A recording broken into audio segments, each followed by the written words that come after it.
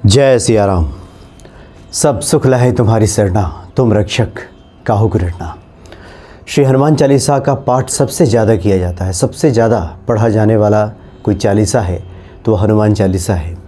हनुमान चालीसा को लेकर जिज्ञासाएं भी कई हैं। हनुमान चालीसा को लेकर इसको पढ़ने वालों के, भक्तों के, साधकों के अनुभव भी अलग अलग हैं।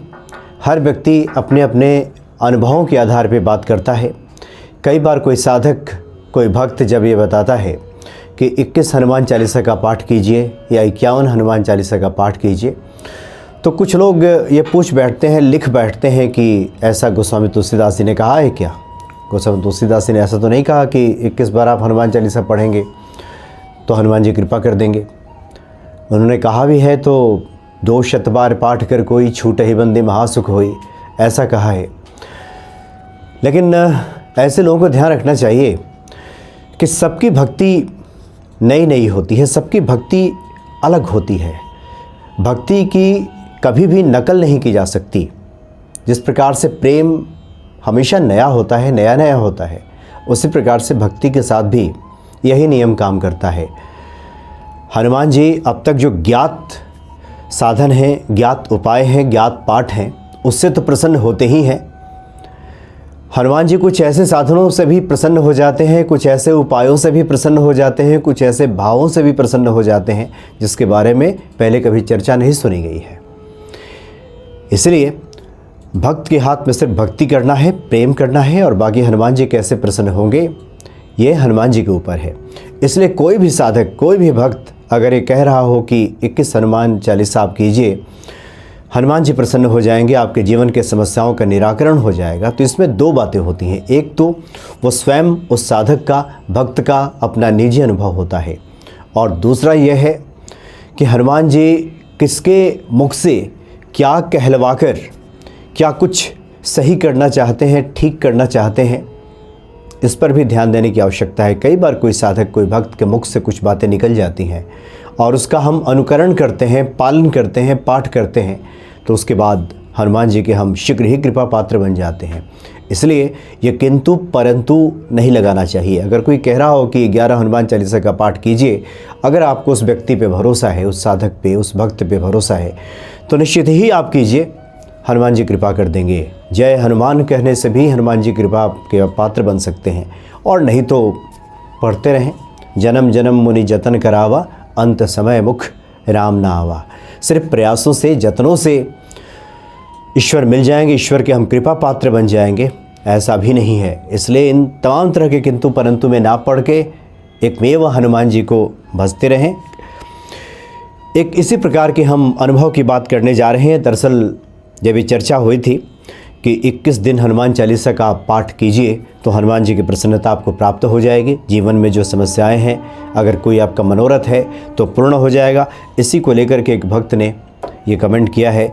ये साविक कृष्ण जी हैं। दरअसल इन्होंने इस कमेंट के माध्यम से एक दूसरे भक्त को अपना अनुभव बताया है।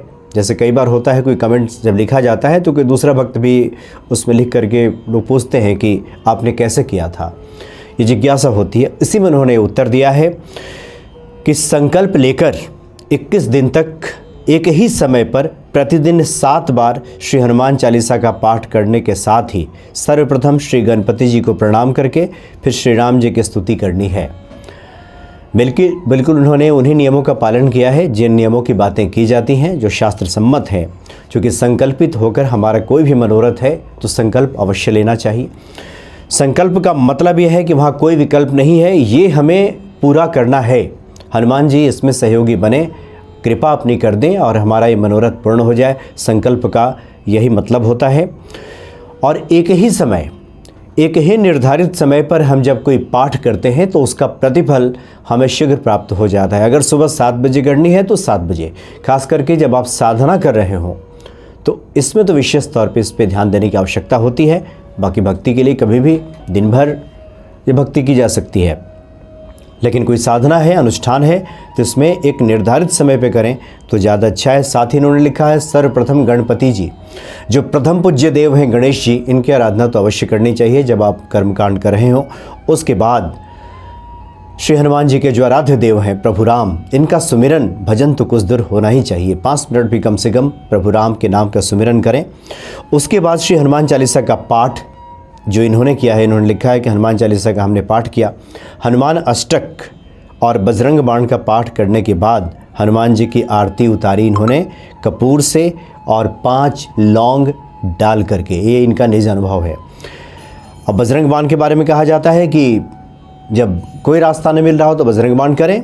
तो अगर इस तरह की समस्या आपके जीवन में है तो जैसा इन्होंने किया है, इनके अनुभवों का लाभ उठाकर भी ये किया जा सकता है कि हनुमान चालीसा का पाठ, हनुमान अष्टक, बजरंग बाण का पाठ, उसके बाद प्रतिदिन हनुमान जी की आरती कपूर से करें, उसमें 5 साबुत लौंग डाल दें। 21वें दिन जिस दिन यह अनुष्ठान पूरा हो जाए, हनुमान जी के मंदिर में जाकर चोला चढ़ाएं। चोला चढ़ाकर प्रसाद चढ़ाने से एक समय में एक ही मनोकामना करें, सात्विक भोजन करें, ब्रह्मचर्य का पालन करें और कोशिश करें कि बाहर या किसी के घर का भोजन ना करें इन 21 दिनों के दौरान। ये बहुत महत्वपूर्ण इन्होंने बातें लिखी हैं।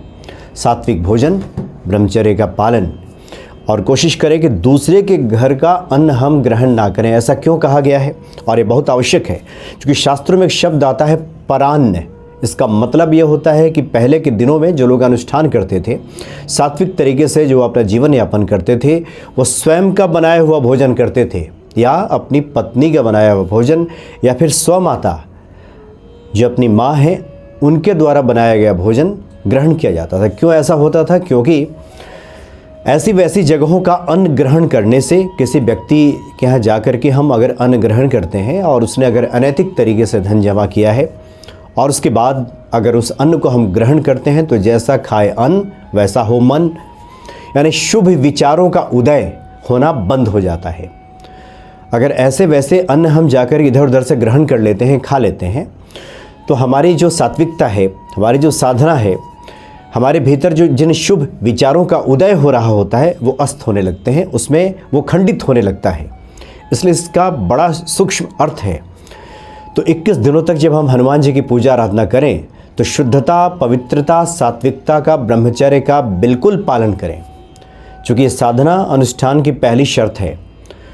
और यत्र तत्र का भोजन हम ग्रहण ना करें। अगर हमारे घर में जो शुद्ध तरीके से पक रहा हो, इन दिनों में ही वो भोजन ग्रहण करें और बाहर के अन्न खाने से बचें। या फिर आवश्यकता भी पड़ गई हो अगर, तो शास्त्र संबद्ध जो ये बातें हैं कि हम उसका मोल चुका करके, उसकी कीमत अदा करके, कुछ खरीद करके अगर हम खा लेते हैं। फल मूल के बारे में ये है कि वो बाहर की जो चीज़ें हैं उसको ग्रहण करने की क्षमता उसमें कम होती है।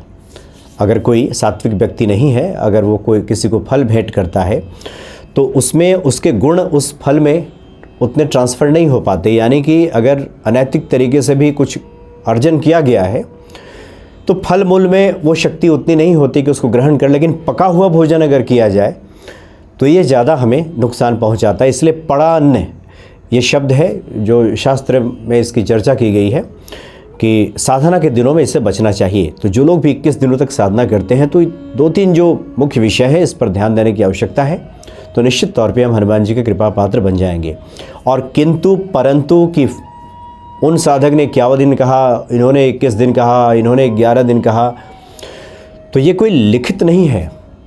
ये सबके अपने निज अनुभव हैं और जिस पे आपका विश्वास है, आपको भरोसा है, उस व्यक्ति के निज अनुभवों से आप लाभ उठा सकते हैं, हनुमान जी की भक्ति कर सकते हैं।